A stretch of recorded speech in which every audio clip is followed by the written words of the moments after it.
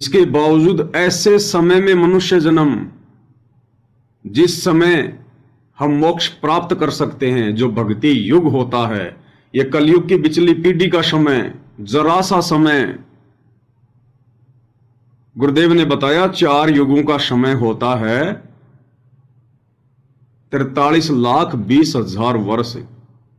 सतयुग, त्रेता, द्वापर, कलयुग, इन चारों युगों का कुल समय 43,20,000 वर्ष। यानी जो ये कलयुग है ये 4,32,000 वर्ष का है, और 4,32,000 में 4,32,000 और जोड़ दो, 8,64,000 वर्ष। ये है द्वापर युग का समय। 8,64,000 वर्ष में 4,32,000 और जोड़ दो, वो है त्रेता युग का समय, और उसमें 4,32,000 और जोड़ दो, वो है सतयुग का समय। यानी कुल समय ये 43,20,000 वर्ष। और शतलोक जाने का मौका कितने समय का, ये विचार करने की बात है भाई और बहनों।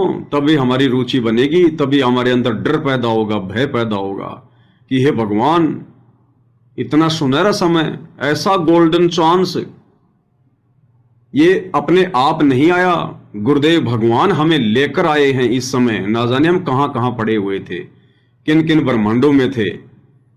कोई राजा बन के बैठा था, कोई सेठ बन के बैठा था, कोई देवता बन के बैठा हुआ था। गुरुदेव भगवान कबीर परमेश्वर सतगुरु रामपाल जी ने हमें वहां से उठाकर इस मोक्ष के समय में धरती पर पटका है। तो टोटल समय चारों युगों का 43,20,000 वर्ष।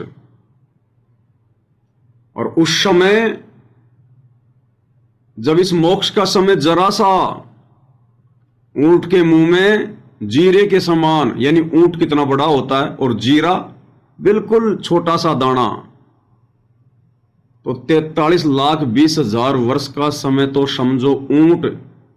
और ये जो मोक्ष का जो समय है, इस गंदे लोक से सतलोक जाने का जो समय है, यह है जीरे के समान। क्योंकि भाई और बहनों, 650 साल पहले परमात्मा आए थे, वो कलयुग की प्रथम पीढ़ी थी, प्रथम चरण था। और गुरुदेव ने हमें अच्छे से बताया कि कलयुग की प्रथम पीढ़ी का समय कब से कब तक था। जिस समय सन 1398 में कबीर परमेश्वर सतगुरु रामपाल जी शिशु रूप में लहरतारा तालाब में कमल के विकसित फूल पर प्रकट हुए थे, उस दिन से लेकर और जिस दिन परमात्मा 120 वर्ष लीला में जीवन जीकर और मगहर से शरीर सतलोक को गए थे सन 1518, उस समय तक केवल 120 वर्ष का समय ही कलयुग की प्रथम पीढ़ी कहलाता है, प्रथम चरण कहलाता है। सन 1398 से 1518, यानी जितने समय ये परमात्मा धरती पर रहे उतने समय तक ही वो कलयुग का प्रथम चरण था। और अब गुरुदेव भगवान ने बताया कि कलयुग का दूसरा चरण शुरू हुआ है 1951 से, क्योंकि 8 सितंबर 1951 को कबीर परमेश्वर सतगुरु रामपाल जी पुनः धरती पर सशरीर प्रकट हुए हैं। तो 8 सितंबर 1951 से कलयुग का दूसरा चरण, दूसरी पीढ़ी स्टार्ट हो गई। और यह कब तक रहेगा? जब तक सतगुरु रामपाल जी परमेश्वर इस धरा पर जिस रूप में वो आए हुए हैं, जो लीला कर रहे हैं संत रूप में, सतगुरु रूप में, जब तक गुरुदेव भगवान के पावन चरण कमल इस पृथ्वी पर रहेंगे, तब तक ही कलयुग की दूसरी पीढ़ी का समय रहेगा। तो ये इतना सा समय, अब मान लो गुरुजी 150 साल रह जाएं, ज्यादा से ज्यादा गुरुजी 2 साल रह जाएंगे हद मार के। रहने को तो ये परमात्मा अजरो अमर है, अविनाशी है, इनका तो कभी विनाश होता ही नहीं। ये चाहे तो अरबों खरबों वर्ष तक भी रह सकते हैं इसी शरीर में, लेकिन परमेश्वर भी इस काललोक के विधान के अनुसार ही लीला करते हैं। तो कलयुग में मैक्सिमम 100 वर्ष की आयु इंसान की, स्त्री या पुरुष की निर्धारित है। तो मान लीजिए परमेश्वर 150 वर्ष तक लीला कर लेंगे, 125 वर्ष तक लीला कर लेंगे, और वर्तमान में उनका जो लीला में जीवन है वो 75 हो चुका है, 75 वर्ष हो चुका है। तो मान लीजिए गुरु जी 50 साल और रह लेंगे, तो खाली भाई और बहनों इतना सा समय ही कलयुग की दूसरी पीढ़ी का समय है, कलयुग का दूसरा चरण, केवल इतना सा समय है ये। अब सोचिए इस समय में आप और हमें मनुष्य जन्म प्राप्त होना, वो भी धरती पर 21 ब्रह्मांड में कितनी पृथ्वियां हैं। गुरुदेव ने बताया अकेले स्वर्ग लोक में हमारी इस पृथ्वी से भी बड़ी बड़ी 7 करोड़ पृथ्वियां हैं, 7 करोड़ अकेले स्वर्ग में। सोचो फिर पाताल लोक में क्या होगा, अन्य ब्रह्मांडों में क्या होगा। और मोक्ष केवल पृथ्वी लोक पर ही होता है, केवल इसी पृथ्वी पर। स्वर्ग में जो 7 करोड़ पृथ्वियां हैं इससे भी बड़ी बड़ी, उनमें स्वर्ग, वहां पर मोक्ष नहीं हो सकता। इस पृथ्वी पर मृतलोक में, इसको मुक्ति खेत कहते हैं, मुक्ति खेत, जीव आत्मा यहीं से मुक्त हो सकती है। ये कर्म क्षेत्र है। सोचिए भाई और बहनों, पहली बात तो पृथ्वी पर आप और हमारा मनुष्य जन्म, अन्यथा 84 लाख योनियां हैं, हम तो किसी भी योनि में पड़े होते। लेकिन गुरुदेव भगवान ने हमें मनुष्य जन्म दिया जो अति दुर्लभ है, सबसे ज्यादा दुर्लभ। मानव जन्म दुर्लभ है, ये मिले न बारंबार, जैसे पेड़ से पत्ता टूट गिरे बहुर न लगता डार। और मनुष्य जन्म भी कब? 43,20,000 वर्ष में से केवल 150 वर्ष का समय ही मोक्ष का समय। उस समय आप और हमें मनुष्य जन्म, और मनुष्य जन्म भी परमात्मा ने अपने आसपास दिया। अन्यथा अमेरिका, जापान, इटली, अगर इधर हम जन्म लेते उन अंग्रेजों के घरों में, हम तो जान भी नहीं पाते, हमारे बाप दादा भी नहीं जान पाते भगवान क्या होता है, सतलोक क्या होता है, मोक्ष क्या होता है, और ऐसे जीवन बर्बाद करके चले जाते। तो सतगुरुदेव भगवान ने हमें मनुष्य जन्म भी दिया तो अपने आसपास दिया। हम उनकी भाषा को बड़ी आसानी से समझ रहे हैं, उन शब्दों को बड़ी आसानी से समझ रहे हैं, और भाषा समझेंगे तभी तो ज्ञान अच्छे से समझ में आएगा।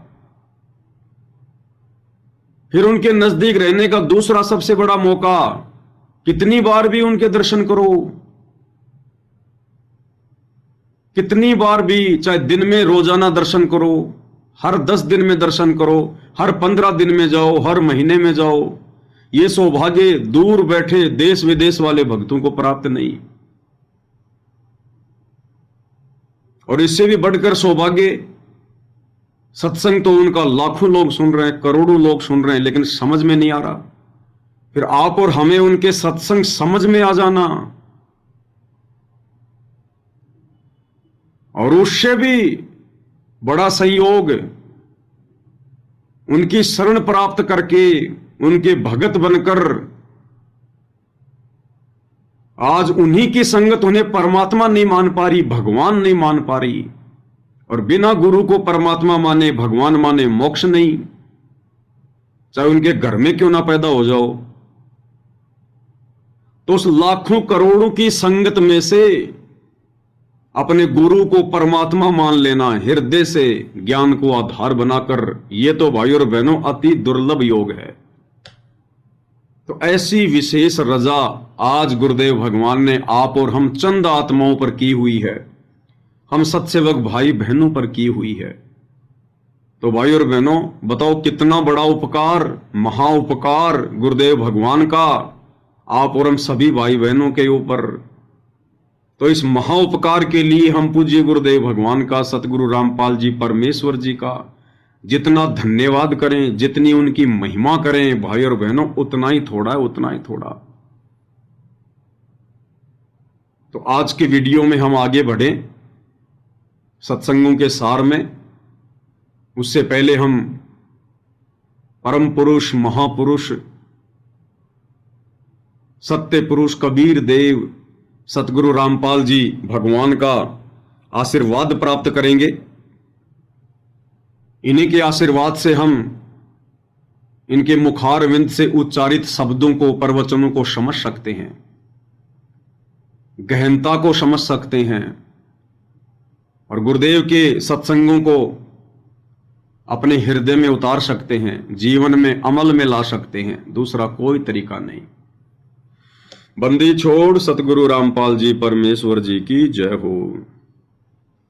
परमपिता परमात्मा सारी सृष्टि के सृजनहार, कुल मालिक, असंख्य ब्रह्मांडों के स्वामी, जगत गुरु, तीनों लोकों में प्रवेश करके सबका धारण पोषण करने वाले राजाधिराज, आत्माधार, नाथों के नाथ, देवों के देव महादेव, सर्वेश्वर महेश्वर, मृत्युंजय, अजरो अमर, आदि अनादि, सनातनी प्रभु, जगत पिता जगदीश्वर, श्री श्री 1008 की उपाधि के वास्तविक अधिकारी, अकाल मूर्त सौद स्वरूपी राम वासुदेव, सर्वगतम ब्रह्म, परम पूज्य, प्रथम पूज्य, परम संत, परम पुरुष, परम धनी, परम दयालु, सत्य कबीर, हक्का कबीर, कबीर, अल्लाहु अकबर, बाखबर, अल्लाह ताला, जगत के तारणहार, जगत के मुक्तिदाता, जगत के जगन्नाथ, हारे के सहारे, हिंदुओं के राम, मुसलमानों के अल्लाह, सिखों के वाहिगुरु, ईसाइयों के मसीह, दया के सागर दयानिधि, करुणा के सागर करुणानिधि, स्वयंभू परिभू, संकट मोचन, कष्ट हरण, मंगल करण, दुख भंजन,